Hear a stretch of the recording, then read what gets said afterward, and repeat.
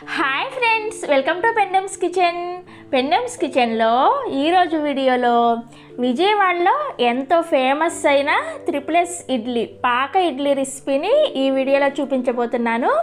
ఈ వీడియోని చూసిన తర్వాత మీరు కూడా సేమ్ ఇదే విధంగా ఇడ్లీని ప్రిపేర్ చేసుకున్నారంటే అచ్చం పాక ఇడ్లీ టేస్ట్తో చాలా సాఫ్ట్గా చాలా బాగుంటాయి. సో ఇక లేట్ చేయకుండా ఈ త్రిప్లెస్ ఇడ్లీని పక్కా కొలతలతో ఎలా ప్రిపేర్ చేసుకోవాలో ఈ వీడియోలోకి వెళ్ళి చూసేయండి. ఈ ఇడ్లీని ప్రిపేర్ చేసుకోవడానికి ఫస్ట్ ఇలా ఒక గిన్నెని తీసుకొని అందులోకి 1 కప్పు మినపగుళ్ళని వేసుకొని ఇందులో నీళ్ళని పోసుకొని వీటిని 2 నుంచి 3-4 సార్లు శుభ్రంగా కడగాలి. ఇలా మినపగుళ్ళని శుభ్రంగా కడిగిన తర్వాత ఆ నీళ్ళన్నీ కూడా వంపేసి మళ్ళీ తిరిగి మంచి నీళ్ళని పోసుకొని ఈ మినపగుళ్ళని ఖచ్చితంగా 4 గంటల సేపు నానపెట్టుకోవాలి. అంతకన్నా ఎక్కువసేపు నానపెట్టొద్దు, అంతకన్నా తక్కువ టైం కూడా నానపెట్టొద్దు. సో ఒక 3 గంటల తర్వాత ఇంకొక గిన్నెని తీసుకొని అందులోకి ఏ కప్పుతో అయితే మీరు మినపగుళ్ళని నానపెట్టుకున్నారో సేమ్ అదే కప్పుతోటి 1 కప్పుకి 2.5 కప్పుల ఇడ్లీ రవ్వను వేసుకోవాలి.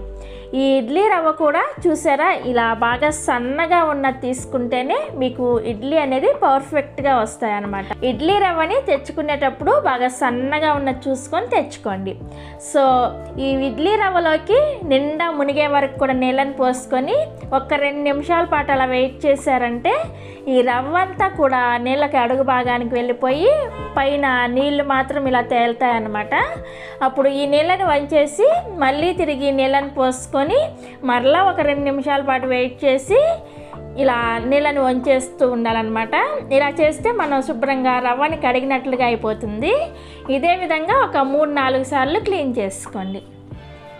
ఇలా రవ్వని క్లీన్ చేసుకున్న తర్వాత మళ్ళీ రవ్వ మునిగే వరకు నీళ్ళని పోసుకొని ఈ రవ్వని ఖచ్చితంగా 1 గంట సేపు మాత్రమే నానపెట్టుకోవాలి. అంతకన్నా రవ్వని ఎక్కువసేపు నానపెట్టొద్దు, 1 గంట నానపెడితే సరిపోతుంది.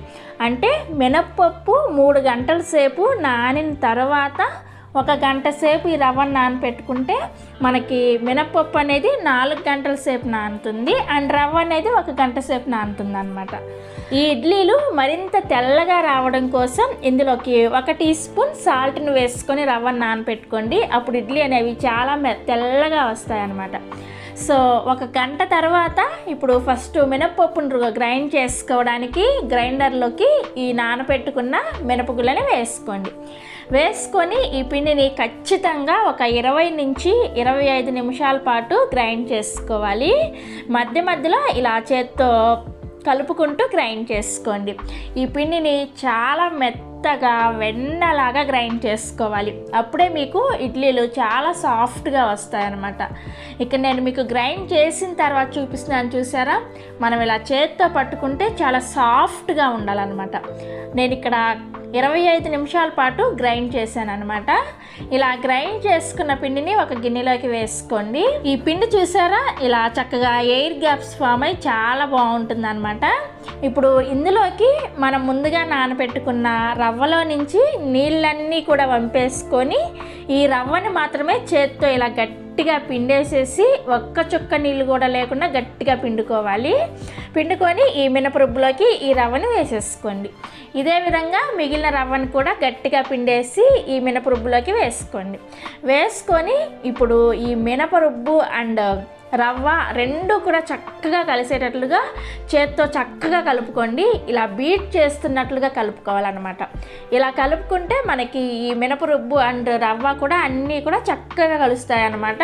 అప్పుడే మనకి పిండి ఫర్మెంటేషన్ అనేది చాలా బాగా జరుగుతుంది. సో పిండి అంతా కూడా ఇలా చక్కగా కలిపిన తర్వాత దీని మీద మూతను పెట్టేసి ఈ పిండిని ఒక రాత్రి అంతా కూడా పెట్టుకోవాలి. రూమ్ టెంపరేచర్లోనే పెట్టుకోవాలి. నెక్స్ట్ డే ఉదయానికల్లా చూసారా మనకి పిండి అనేది చక్కగా పొంగింది. ఇలా పొంగితేనే మనకి ఇడ్లీ అనేవి చాలా మెత్తగా చాలా బాగా వస్తాయన్నమాట. ఇప్పుడు ఈ పిండిని ఎలా పడితే అలా కలిపేయకుండా ఒకే డైరెక్షన్లో నెమ్మదిగా కలుపుకోవాలి. ఇలా కలుపుకున్న తర్వాత ఇప్పుడు ఇందులో నుంచి మీకు కావాల్సినంత పిండిని ఒక గిన్నెలోకి తీసుకోండి. మిగిలిన పిండిని ఫ్రిడ్జ్లో పెట్టుకొని 2-3 రోజుల పాటు యూస్ చేసుకోవచ్చు. ఇలా కావలసినంత పిండిని గిన్నెలోకి తీసుకున్న తర్వాత ఇందులోకి మీ రుచికి సరిపడా ఉప్పుని వేసుకోండి. అండ్ అవసరమైతే కొద్దిగా నీళ్ళను కూడా వేసుకొని పిండిని ఈ విధంగా ఈ కన్సిస్టెన్సీలో రెడీ చేసుకోవాలి. మనకి ఇడ్లీ పిండి రెడీ అయిపోయింది కదా. ఇప్పుడు ఇడ్లీల్ని ఉడికించుకోవడానికి ఇలా ఇడ్లీ పాత్రను తీసుకొని అందులోకి 1.5 గ్లాసుల నీళ్ళని పోసుకొని దాని మీద మూత పెట్టేసి ఈ ఇడ్లీ పాత్రను తీసుకెళ్ళి స్టవ్ మీద పెట్టుకొని హై ఫ్లేమ్లో ఈ నీళ్ళని మరిగించుకోండి. ఈ నీళ్ళు మరుగుతూ ఉంటాయి. ఈలోపు మనం ఇడ్లీ ప్లేట్లలో ఇడ్లీని పెట్టేసుకుందాము. ఈ ఇడ్లీలు పెట్టుకోవడానికి ఇలా ఇడ్లీ ప్లేట్ని తీసుకొని దాని మీద ఒక కాటన్ క్లాత్ని ఇలా పరుచుకోండి. ఇలా కాటన్ క్లాత్ని పరుచుకున్న తర్వాత మనం మామూలుగా ఇడ్లీ ఎలా అయితే పెట్టుకుంటామో అదే విధంగా ఇడ్లీలను పెట్టేసుకోండి. కానీ పాక ఇడ్లీ అంటే త్రిపుల్ S ఇడ్లీ అనేవి కొంచెం షేప్ డిఫరెంట్గా ఉంటాయన్నమాట. అందుకోసమని ఈ మధ్యలో ఉన్న ప్లేస్ని కూడా ఈ ఇడ్లీ పిండితో ఫిల్ చేసేయండి. ఇలా ఫిల్ చేసిన తర్వాత దీనిపై నుంచి ఎక్స్ట్రా క్లాత్ అంతా కూడా కవర్ చేసేసి దీన్ని ఇడ్లీ స్టాండ్లో పెట్టేసుకోండి. ఇదే విధంగా మీకు ఎన్ని ప్లేట్లు కావాలంటే అన్ని ప్లేట్లలో ఇడ్లీలు పెట్టుకోండి.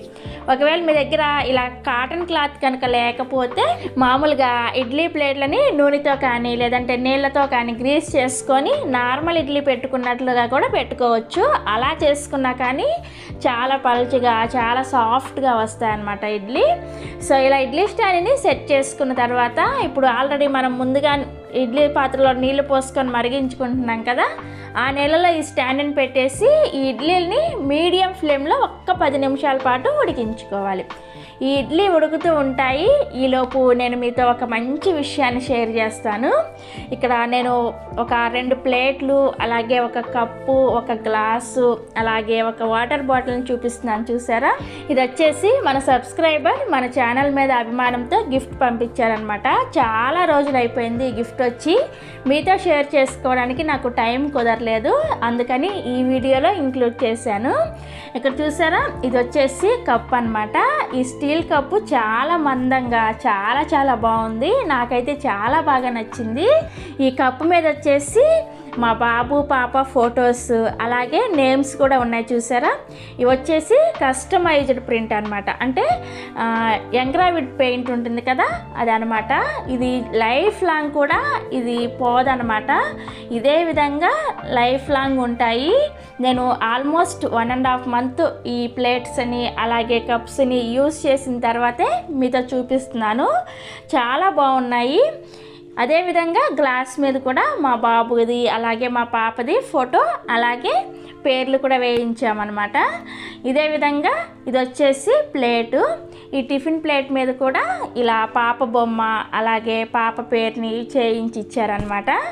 అదేవిధంగా ఈ ప్లేట్ మీద కూడా బాబు బొమ్మ అలాగే నేమ్ పేరు వేసిచ్చారు. చాలా చాలా బాగున్నాయి. ప్లేట్స్ వచ్చేసి మనకి చాలా తక్కువ ధరలో దొరుకుతాయి. చాలా చాలా బాగుంటాయి. క్వాలిటీ కూడా చాలా బాగుంది. చాలా మందంగా చాలా చాలా బాగున్నాయి. అండ్ అలానే దీంతో పాటుగా ఒక వాటర్ బాటిల్ను కూడా పంపించారనమాట. ఈ వాటర్ బాటిల్ మీద కూడా చూసారా, మనకి పాప పేరు బాబు పేరు అలాగే ఇద్దరు కలిసిన ఫోటోని నేను సెండ్ చేశాను. వాళ్ళకి మనం ఏ ఫోటో పంపిస్తే ఆ ఫోటో ప్రకారం మనకి ఇవన్నీ కూడా చేసిస్తారనమాట. వాటర్ బాటిల్ కూడా చూసారా, చాలా బాగుంది. మెటీరియల్ అనేది నెంబర్ 1 క్వాలిటీగా ఉంది. మీరు కూడా ఒకసారి ఈ ప్లేట్స్ని తెప్పించుకోండి. ఆన్లైన్లో ఆర్డర్ చేసుకోవచ్చు. ఆన్లైన్లో ఆర్డర్ చేసుకోవాలంటే కింద డిస్క్రిప్షన్లో వాళ్ళ డీటెయిల్స్ ఇస్తాను, ఒకసారి చెక్ చేయండి. మీకు నచ్చితేనే మీరు కూడా ఈ విధంగా ప్లేట్స్ని కస్టమైజ్ చేయించుకోండి. చాలా చాలా బాగుంటాయి.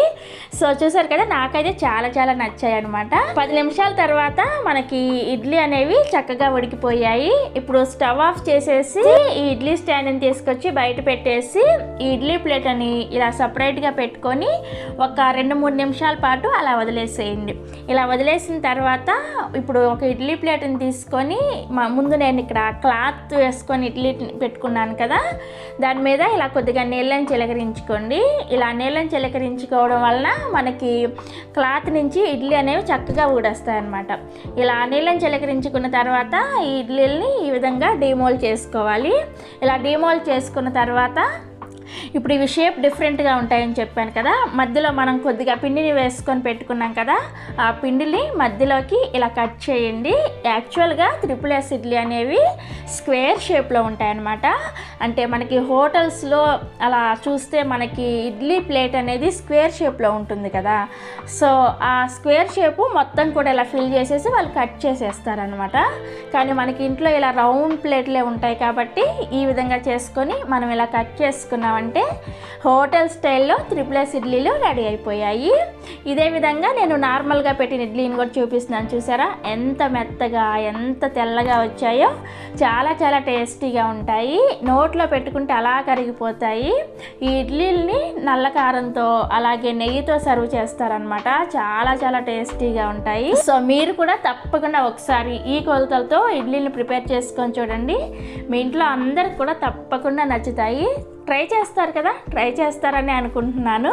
ట్రై చేసిన తర్వాత మీకు ఎలా వచ్చాయో కింద కామెంట్ సెక్షన్లో నాతో షేర్ చేసుకోండి. అలాగే ఈ వీడియో కనుక మీకు నచ్చినట్లయితే ఒక లైక్ చేసి మీ ఫ్రెండ్స్కి రిలేటివ్స్కి కూడా షేర్ చేయండి. మరిన్ని ఎమ్మీ అండ్ టేస్టీ రెసిపీస్ కోసం పెండెమ్స్ కిచెన్ని సబ్స్క్రైబ్ చేసుకోండి అండ్ పక్కనే ఉన్న గంటను కూడా నొక్కండి. Thanks for watching.